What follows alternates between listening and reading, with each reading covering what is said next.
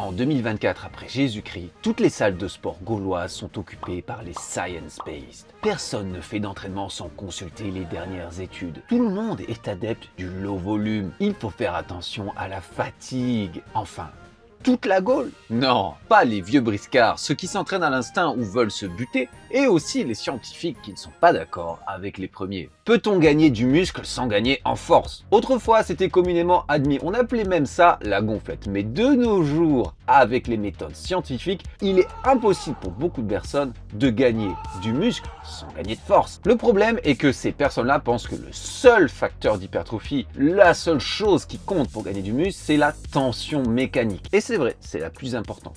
Mais il existe tout un tas d'autres facteurs qui vous permettent de gagner du muscle sans gagner en force. Enfin, sans gagner en force.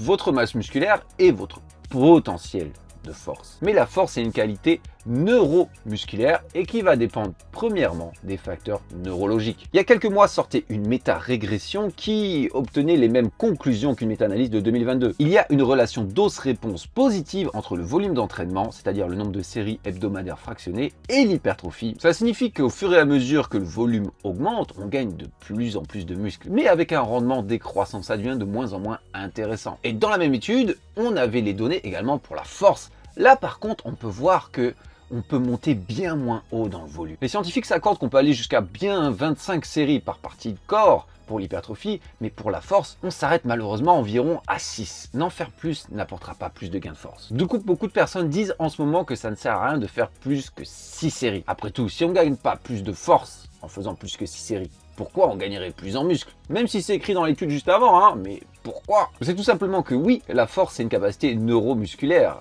mais le muscle en lui-même, pas forcément. La fatigue générée par l'entraînement de force nous empêche de continuer à progresser bien plus tôt que celui d'hypertrophie. L'hypertrophie repose sur l'augmentation de la surface transversale des fibres musculaires via des mécanismes comme effectivement la tension mécanique, mais également le stress métabolique ou la synthèse protéique. Il y a d'autres facteurs de croissance secondaires que les gens ont tendance à ignorer. Le stress métabolique qui est l'accumulation de métabolites suite à l'entraînement comme les lactates, les ions hydrogène, l'ADP, etc. Il en résulte au niveau local, au niveau cellulaire, un anabolisme. Par exemple, ça va stimuler la mTOR qui est la voie de signalisation de l'hypertrophie. Il y aura également une hypoxie locale, donc moins d'oxygène au niveau des cellules, ce qui va leur donner envie de grossir, et un recrutement accru des fibres rapides dans les conditions bien stressantes. Mais on a également comme autre facteur de croissance les dommages musculaires. Et oui, ceux-ci ne sont pas forcément le signe d'une hypertrophie. C'est pas parce que vous avez des dégâts musculaires que vous allez gagner en muscle. Mais ces derniers vont favoriser l'hypertrophie. Par exemple, il y aura une réponse inflammatoire avec la libération de cytokines. Il y aura la fusion de cellules satellites avec les fibres musculaires endommagées. On va augmenter le nombre de myonucléi. Ou encore le fameux phénomène de surcompensation musculaire. C'est pour ça notamment que l'entraînement en oxotonie, donc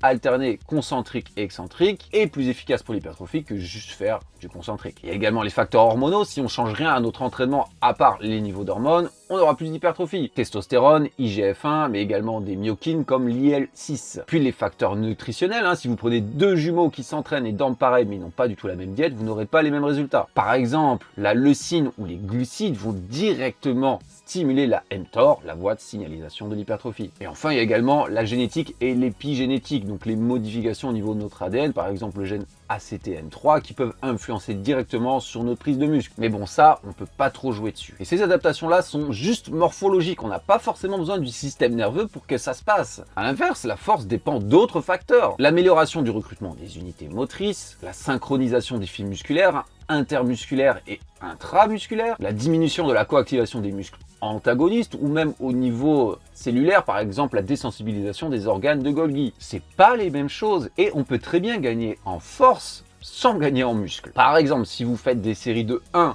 ultra lourdes, si vous faites de la pliométrie, ou simplement juste vous améliorer votre technique. Et l'inverse est également vrai, on peut gagner en muscle sans gagner aucunement en force, comme ça a été le cas dans ces études. Amélioration des unités non contractiles du muscle, donc le volume de la cellule, ce qu'on appelle l'hypertrophie sarcoplasmique. Par exemple, faire des séries légères avec beaucoup de volume, peu de temps de repos. Il y a des études qui ont comparé par exemple 80% de notre maxi ou 30% de notre maxi à l'échec. Dans les deux cas, on crée autant de muscles, mais forcément, avec 30% de son maxi, on crée beaucoup moins de force. Ou bien il peut y avoir l'électrostimulation, car le recrutement des unités motrices sera bien moindre. Et il y a également les quelques cas cliniques, par exemple si des personnes ont des problèmes neurologiques, forcément leur système nerveux ne sera pas capable de leur faire gagner en force, mais en muscle, oui. Donc gardez ceci en tête. Votre masse musculaire, c'est votre potentiel de force. Et vous aurez besoin de votre système nerveux pour l'exploiter. Ce n'est pas parce que vous n'avez pas gagné en force que vous n'avez pas forcément pris de muscle, et ce n'est pas parce que vous avez pris du muscle que vous avez forcément gagné en force. Mais ceci dit,